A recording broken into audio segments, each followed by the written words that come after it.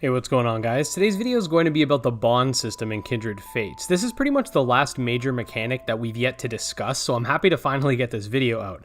If you are interested in the direction we'll be going from here on out with regards to upcoming videos and what to expect come time for the alpha, stay tuned until the end and I'll give you guys a rundown on that. Anyways, this video is going to be focused less on how the system will work mechanically and be more geared towards the speculative side of things, as we haven't received all the details on this topic just yet, and I have a lot of questions, and hopefully some of these thoughts will sort of resonate with people and we can get a discussion going on in the comments. Okay, so what is a bond, and how will bonds affect Kindred Fates from not only a lore perspective, but also in terms of gameplay? Bonds ultimately are the result of Kinfolk in Kindred Fates having a high level of sentience equal to that of a human. Now, this idea of sentience and how it will affect the overall story of the game is a quite interesting one. Firstly, my initial thoughts when I discovered that the Kinfolk were fully sentient, sort of like Digimon, was, well, why do they even bother bonding with the humans? Like, think about it. Rob stated in the Impossible Coin podcast that basically they share a common goal and they're with you on a more consensual term. This is because with a full level of sentience and the fact that the Kinfolk will literally try to kill you before you fight, they had to write a way for that to make sense. With Pokemon, they just try to fight you, and once you capture them, it's assumed that either the Pokeball does something to them or the Pokemon starts to respect you or whatever. I'm not too sure how it works, but it's basically they're more like pets. The idea of bonds in Kindred Fates and subsequently the fog are something that should not be overlooked. The fog is the story reason as to why Kinfolk will try to kill you in the first place, but it doesn't really explain why Kinfolk stay. Like, I don't know about you, but I'd be pretty thankful to the person that saved me from the fog, but I probably wouldn't fight to the death for them forever just because they saved me. Now, sure, some might, but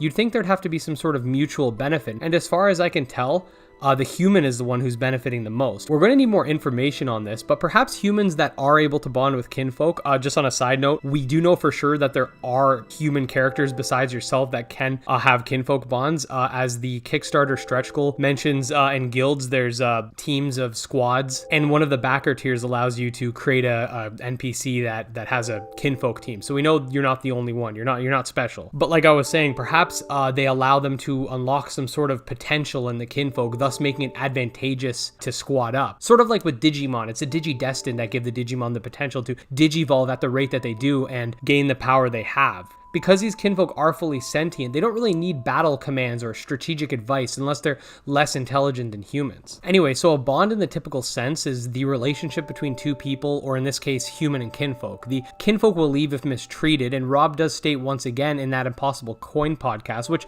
on a side note, I reference it a lot because it's one of the most informative streams to date, so I recommend checking it out. But anyways, he states that even if one of your other Kinfolk dies, it'll lower the bond of all your Kinfolk, sort of ruining morale, if you will. If you're an incompetent tamer, they'll leave you. Okay, so from a lore perspective, there are still a lot of questions to be had, but the concept of bonding with someone makes sense. The perhaps more interesting questions come from the gameplay perspective. Now, we see from the Kickstarter page that there are several benefits to having a strong bond with your Kinfolk, including, and I'm assuming not limited to, them fighting harder in combat, learning new moves, and becoming a mount. You can increase this bond by playing games with them, which ties into the interactions with your Kinfolk stretch goal, sharing a meal, which we know the team over at SkyMill is very fond of Breath of the Wild's cooking system, and Rob stated in the podcast that you're going to be able to find recipes, as well as talking and winning combat. It does seem that there will be some level of a numerical value associated with the bond, as a Kinfolk is said to leave you when their bond reaches 0. Losing many times or making choices that will upset your Kinfolk will lower their bond. Now, it is mentioned in the Discord that you'll be able to do some not so virtuous things like killing NPCs, so I can imagine your typical Auburn might not like that so much. But what I'm kind of curious about is, what if you have like your typical Salamurder? He'd want you to do certain malicious deeds, otherwise maybe its bond would go down. It'd be an interesting mechanic to see how certain Kinfolk may prefer you to take the path of malintent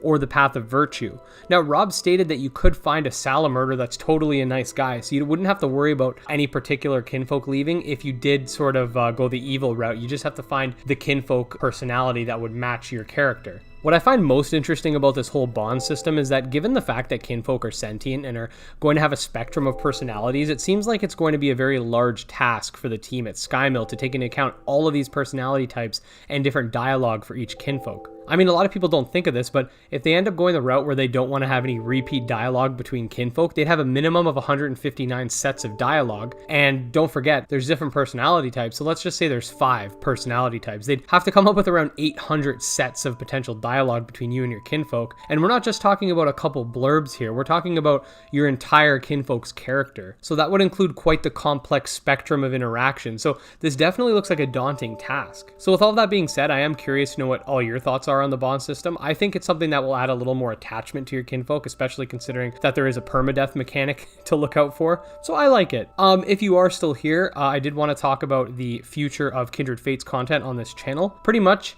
we've covered the main basic stuff. So I did mention this in another video, but we're going to be focusing more on specific things. So until alpha, I still want to talk about advanced environment interactions. I still want to talk about the Deer Dog kinfake line. There's a lot. I have a lot. If you're in my Discord, I do have a entire Discord channel dedicated to like my video roadmap, and if you check it out, there are a lot of videos still left. I want to dive into all of the progress board kinfolk.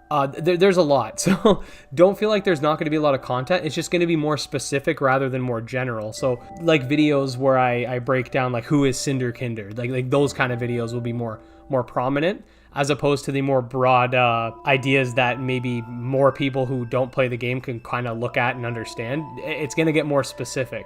When alpha does launch, I want to do overviews for each of the kinfolk. So we'll have an Auburn overview showing off all of his potential moves and stuff like that, and maybe like some of his combos. Then we'll do a K-Knight video. Then we're going to do it like that. And I'm also going to stream the alpha when it first comes out. I want to try to get a few streams out there for it. So don't worry, lots of Kindred Fates content still coming, and every time the newsletter comes out, that gives me a video to make. Every time we get a little bit of information, that adds to my notes, and I can make more videos regarding that as well. So don't feel like just because we've covered the last like big topic that we're done, because we're far from it. But anyways, guys, if you did enjoy the video, make sure to like and subscribe. Follow me on Twitter at GymLeaderEd. Check out our subscriber Discord, all links in the description. Until next time, peace.